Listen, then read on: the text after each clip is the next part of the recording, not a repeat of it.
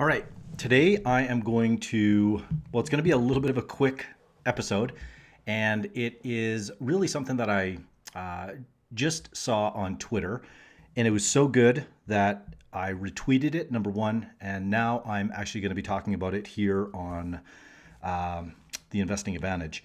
And that is a tweet that I saw from Strip Mall Guy. So if you're on Twitter, he is, I don't know who it is, but I have some ideas. Super smart guy. And he talks about how he invests in essentially value add B retail properties. And what I thought I would do is, I have my own process in terms of the sequencing and essentially how I invest in mainly retail development or multifamily development. But if you're doing value add, the same principles, okay? The principles are really what it is that I thought I would share with you. And what he shared was essentially like a list of things and insights and experience that if you're going to invest in commercial real estate or retail specifically, these are the things that you need to know. And I'm just going to rattle off a couple. You can definitely go and follow him on Twitter, Strip Mall Guy. And so that's number one. Number two, I'm going to overlay a little bit in terms of what it is that I do. Okay, so I've got my Twitter account open. Certainly follow me if you want, but you're probably not going to learn as much as following Strip Mall Guy. Okay, so let me just see where his. I'm trying to think. Okay, so he talks about. So I'm just going to bullet point these. Number one, bonus rental provisions, getting estoppel signed, reviewing title reports, PCEs. So essentially, that's like environmental. And so really what you're looking for in terms of former dry cleaner sites is there any perk in the ground, right? Because perk can scare off a lot of investors. I've seen many a deal crater because of that. Reading land surveys, title insurance. So as I'm reading through some of the things that if you're going to invest in retail, for example, check off the ones that you know. And if you don't know, what I would say is go get a book, go start researching so that you understand what each of these are, right? Like, for example, just getting an estoppel signed.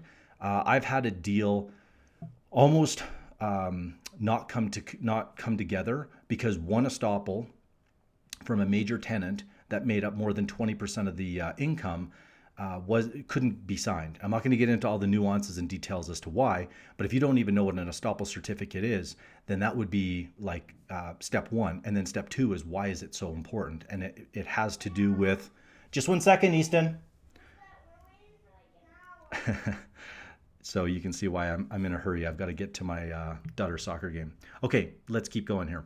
Renewal options, gathering rental data, property tax reduction strategies, managing vendors, market commissions, bookkeeping, using provisions, mechanic liens, indemnity provisions, default provisions, ROFRs, sublease procedures, due diligence, dealing with municipalities, CAM reconciliation. So what is a CAM, first of all?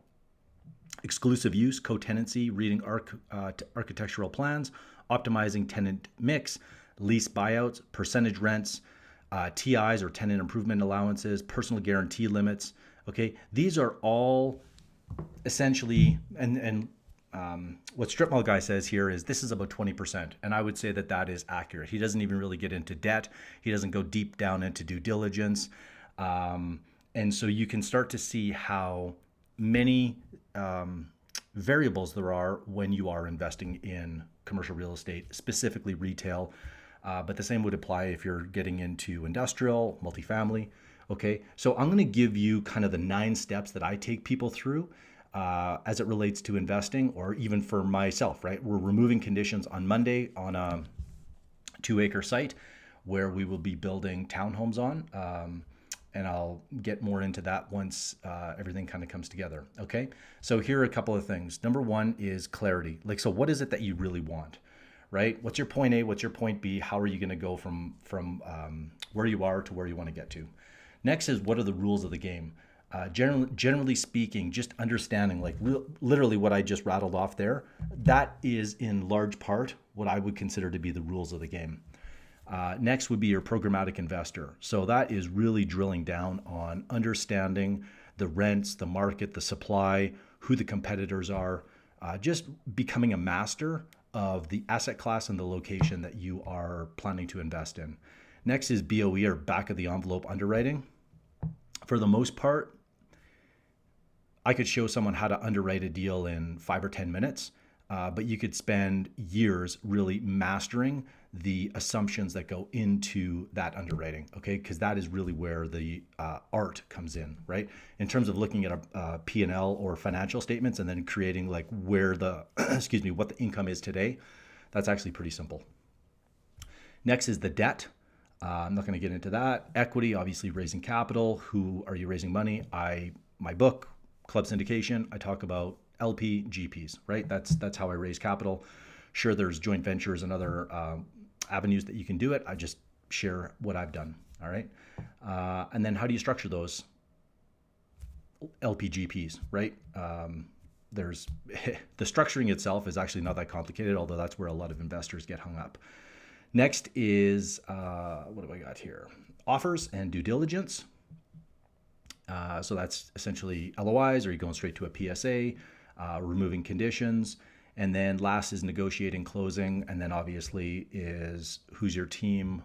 What are the systems that you have in place? Because it's fine to get all the way to where a property is closed. Now you have to operate it, manage it, fill it, keep it full, and make sure your tenants are happy and paying. So this was obviously a much quicker episode, if you will, but like I said, I've got to get going. And I really just thought this tweet was so spot on in terms of just highlighting the things that are important if you are planning to be an active investor, even if you're going to be a passive investor, right?